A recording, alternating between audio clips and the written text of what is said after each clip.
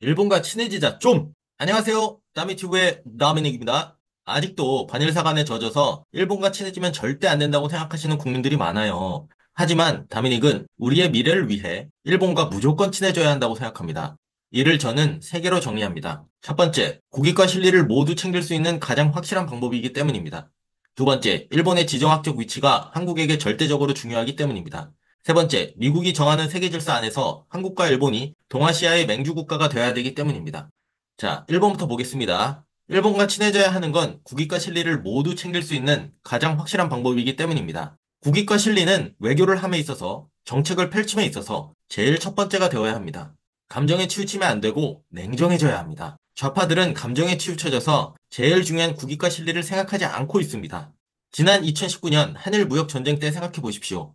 일본에서 한국을 화이트리스트에서 배제하고 반도체 주요 소재 세 가지만 수출 규제하니까 한국 기업들이 휘청했습니다. 문재인이 국무회의에서 이런 얘기를 했죠. 다시는 일본에게 지지 않을 것입니다.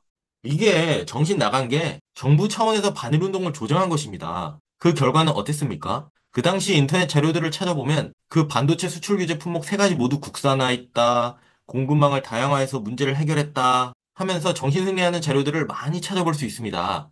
근데 실제 자료를 찾아보면 전혀 다른 결과를 찾아볼 수 있습니다. 규제 품목 세 가지 중에 포토 레지스트만 보겠습니다. 이미 2019년 전 세계 포토 레지스트 점유율 중 91%가 일제예요. 이거 보세요. JSR, 도쿄응화공업, 시네스 화학공업, 스미토모 화학, 후지필름 이렇게 다섯 개 기업이 전 세계에 판매하는 포토 레지스트의 91%를 판매하고 있습니다. 어떻게 공급망을 다양화해요? 포토 레지스트 생산품 10개 중에 9개가 일제인데 어떻게 공급처를 다양화하냐고요. 그리고 2019년에 1.6% 수입량이 감소한 것을 제외하고 전년 대비 2020년에 25.3%, 2021년에는 21% 수입량이 증가했습니다. 자, 여기서 생각해 봐야 될 게 진짜로 일본이 우리 적이 돼서 포토 레지스트 수출을 아예 막는다고 생각해 보십시오. 우리 반도체 생산량은 급감할 것이고 한국 반도체의 품질이 저하될 것은 분명합니다. 그러면 누가 이득을 봅니까? 당연히 중국, 대만이 이득을 보게 되는 건 아닙니까? 그래서 이재명이 중국에도 쎄쎄, 대만에도 쎄쎄 한 건가? 어쨌든 우리 수출의 아주 중요한 부분이 반도체인데 이거를 아예 다른 나라에 뺏겨버리면 어떻게 합니까? 여러분들은 이런 결과를 원하시나요? 국익과 신뢰에 대해서 가까운 일본의 예를 한번 봐야 합니다. 우리가 잘 알듯이 일본은 6.25 전쟁의 제일 큰 수혜국이 되었습니다. 태평양 전쟁 패배 이후 일본에는 경제를 일으킬 만한 돈이 없었습니다. 미국과 영혼의 맞다이를 뜨느라 나라를 완전 쥐어짜서 경제가 매우 안 좋아졌었습니다. 군수물자를 만들던 공장들은 전쟁 수요가 없어져서 모두 힘들게 기업을 유지하거나 파산했었습니다. 하지만 6.25 전쟁 때 연합군이 일본에 있던 공장들을 군수공장으로 이용하면서 다시 활기를 찾았고 일본은 3년 만에 경제 위기를 모면하고 7년간 기하급수적인 경제 성장을 이뤄내며 아시아의 최고 선진국이 되었습니다. 여기서 한국 덕분에 일본이 발전했다. 이런 일본 놈들 하면서 붕괴할 게 아니고 그 속을 들여다보고 교훈을 얻어야 합니다. 6.25 전쟁이 발발했던 1950년 당시 일본은 미군정 상태였습니다. 하지만 핵을 두 발 맞은 지 5년밖에 지나지 않은 상태였고 당시 수많은 민간인들이 희생되었습니다. 미국은 일본 역사 안에서 일본인을 가장 많이 죽인 국가입니다. 일본에서 제주 4.3 같은 공산폭동이나 여순 반란 같은 사건이 있었고 그게 성공했다고 가정해 봅시다. 극우 세력이나 민족주의자들이 내각의 세력을 잡고 우리 민족을 죽인 미국과는 절대 손을 잡을 수 없다며 군수공장을 일본에서 돌리지 않았다면 지금의 일본으로 성장할 수 있었을까요? 저는 아니라고 봅니다. 그 당시 일본은 미국으로부터 씻을 수 없는 치욕을 당했지만 국익과 실리를 생각하며 참고 또 참은 겁니다. 그 선택이 오늘날의 일본을 만들었다고 다미닉은 생각합니다. 한국은 35년간의 일제 치하에서 살았다고 하지만 과거는 과거대로 묻어두고 현재와 미래를 봐야 합니다. 게다가 일본은 더 이상의 제국주의 일본이 아닙니다. 이제 자유진영 안에서 우리의 아주 중요한 파트너입니다. PPT 보시면 현재 국방은 한미일 군사동맹이 든든히 지켜주고 있습니다. 게다가 경제 발전도 한강의 기적을 이루는데 큰 도움을 주었습니다. 70년대 후반에 나온 삼성그룹의 홍보물에 보시면 삼성 산요 전기 주식회사, 여기 오른쪽 아래 보이시죠? 삼성 NEC 주식회사를 보실 수 있습니다. 산요, NEC 모두 일본 기업입니다. 삼성 이외에 한국의 여러 기업들이 일본과 기술 제휴를 맺어 중공업 발전을 이루었습니다. 포항제철도 신일본제철의 기술을 전수받아 만든 기업입니다. 우리나라가 한국전쟁 이후 지구 최빈국에서 지금의 위치에 오르는데 일본의 도움이 매우 컸습니다. 한국의 안보, 국방, 경제, 문화 발전에 있어서 일본과의 협력은 과거에도 현재에도 미래에도 절대적으로 필요할 것입니다. 두 번째, 일본의 지정학적 위치가 한국에게 절대적으로 중요합니다. 오른쪽에 지도를 보시겠습니다. 일본의 영해는 홋카이도부터 대만섬 바로 앞까지입니다. 만약에 일본과 사이가 틀어져서 일본이 적으로 돌아서게 된다면 우리는 무역에 아주 큰 부담을 가지게 됩니다. 바다로 나갈 수가 없습니다. 이거 보십시오. 홋카이도서부터 대만섬 앞까지 남쪽으로는 이오지마라고 해서 이 일본 본토에서 굉장히 멀리 떨어진 데에도 일본 섬이 있습니다. 울릉도만한 크기고 공항도 있습니다. 그래서 이렇게 일본과 적이 되면은 이 무역로를 어떻게 가져갈 수가 없어요. 딱 봐도 그렇지 않습니까? 바다로 나갈 수가 없습니다, 우리가. 뭐 중국과 친해져서 중국 앞바다로 가면 된다고요? 문재인 5년에서 교훈을 얻어야 합니다. 문재인이 중국 가서 9기 중에 7기 혼밥하는 거 못 보셨어요? 이거 굉장한 외교적 결례입니다. 친중의 결과는 중국에게 사대하던 그런 조선으로 돌아가는 짓입니다. 경제적으로 중국보다 앞서지 못하도록 별의별 짓을 다 할 것입니다. 친중 친북의 결과는 중국이 혼밥 7개 하도록 냅뒀어요. 우리나라 정상을. 아주 통탄할 노릇인데도 불구하고 문재인은 호호호 중국밥이 맛있네요. 이러고 자빠졌습니다. 아주 그냥. 북한은 뭐라고 했습니까?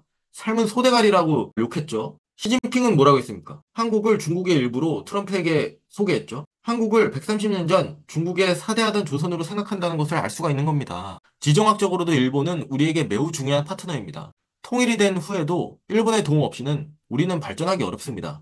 보셨다시피 해상 무역로를 일본이 꽉 잡고 있기 때문에 우리는 일본과 친해져야 합니다. 자, 세 번째. 미국이 정하는 세계 질서 안에서 한국과 일본이 동아시아의 맹주 국가가 되어야 하기 때문입니다. 미국이 정하는 세계 질서를 보실 때 제일 중요하게 봐야 할 것이 미군입니다. 미국은 동북아의 주한미군과 일본 사세보를 모항으로 괌, 오키나와에 미 해군 제7함대를 주둔시키고 있습니다. 이 점을 봤을 때 미국은 동북아의 힘의 균형을 맞추고 한국과 일본의 성장을 매우 주요하게 여긴다는 것입니다. 지난 70년간 미국은 그 역할을 잘 했고 그 안에서 한국과 일본은 어마어마한 성장을 했습니다. 이제는 미국이 한국과 일본을 이용하여 아시아의 지도를 다시 그리려고 하고 있습니다. 중국은 1980년대 등소평 정권부터 도광양해라고 해서 미국의 100년간 덤비지도 말고 힘을 길러야 한다는 외교 정책을 수립했습니다. 그 이후로 장점인 후진타오 주석들이 그 역할을 충실히 수행하며 미국의 생산기지를 중국으로 유치해내는 데 성공했고 중국 각지의 공장들이 우후죽순 늘어나게 됩니다. 그러면서 중국은 세계 2위의 경제력을 가진 국가가 되었습니다. 하지만 시진핑이 집권하고 미국과 보이지 않는 전쟁을 하고 있습니다. 특히 무역로, 통화와 같은 미국이 매우 예민하게 생각하는 것에 도전을 하고 있습니다. 현재 미국은 과거 소련과의 냉전을 치렀듯이 중국과의 신냉전, 경제전쟁을 하고 있습니다. 다미닉은 레이건이 소련을 끝장냈듯이 트럼프가 중국을 끝장낼 것으로 보고 있습니다. 중국의 생산기지들은 인도, 베트남, 필리핀, 인도네시아 등지로 흩어질 것이고 이때 한국과 일본의 굴지의 대기업들이 활약할 수 있는 시장이 만들어질 것으로 생각합니다. 그런데 여기서 문재인같이 다시 지지 않습니다. 허허 하면서 일본과 관련된 과거에 매몰되어 미래를 보지 못하는 지도자가 나온다고 생각해 보십시오. 미국은 분명 일본만 가지고 아시아 지도를 다시 그릴 것이고 한국은 경제 발전의 기회, 통일의 기회를 다 놓쳐버리게 될 것입니다. 그냥 망한다고 보시면 됩니다. 이렇듯 우리는 미국이 설계할 새로운 국제 질서에서 한 자리에 차지하려면 일본과 친해져야 합니다. 그래야 더 나아가 통일이 되든 제3세계에서 더 큰 사업을 하든 경제력, 국방력을 성장시킬 수 있는 것입니다. 일본은 더 이상 제국주의, 군국주의 일본이 아닙니다. 우리의 파트너입니다. 그리고 그 최고의 복수는 그 상대보다 잘 사는 것입니다. 잘 되는 것입니다. 그것을 위해서라도 미국과 일본과의 협력은 절대적입니다. 선택이 아닙니다. 더 이상 친중, 친북, 좌파 세력에 속지 말고 우리에게 국익이 되는 길로 가야 합니다. 더 이상의 정신승리는 안 됩니다. 일본이 핵을 맞았어도 그로 인해 민간인 피해가 제일 심각했음에도 미국이 역사상 가장 많은 일본 국민들을 죽였음에도 미국과의 협력을 통해 현재 세계 3위의 경제력, 세계 3위의 해군력, 세계 최고 품질의 기술력을 가지게 되었습니다. 노벨 물리학상 등 28명의 노벨상 수상자를 배출한 나라가 되었습니다. 우리도 친일이니 반일이니 나누며 지난 과거에 너무 매몰되지 않고 국익과 실리를 찾아야 합니다. 언제까지 노재팬, 레스재팬 하면서 정신승리만 할 겁니까? 언제까지 친일 인명사정 같은 거 만들어서 반일 사상을 아이들에게 가르치실 것입니까? 우리 후손에게 좋은 대한민국을 물려줘야 하는 것이 우리의 사명 아닙니까? 지금 우리에게 주어진 국익과 실리를 찾는 단 하나의 방법은 일본과 친하게 지내면서 미국과 더 가까워지는 것입니다. 이 배경 사진의 윤석열 대통령과 기시다 총리의 악수 장면 너무 멋지지 않습니까? 문재인 5년으로 쑥대밭이 된 한일 갈등 사이에서 이때 일본 내에서 기시다 총리 욕 무지하게 많이 먹었습니다. 우리에게 다시 한번 어쩌면 마지막 기회가 찾아온 것입니다.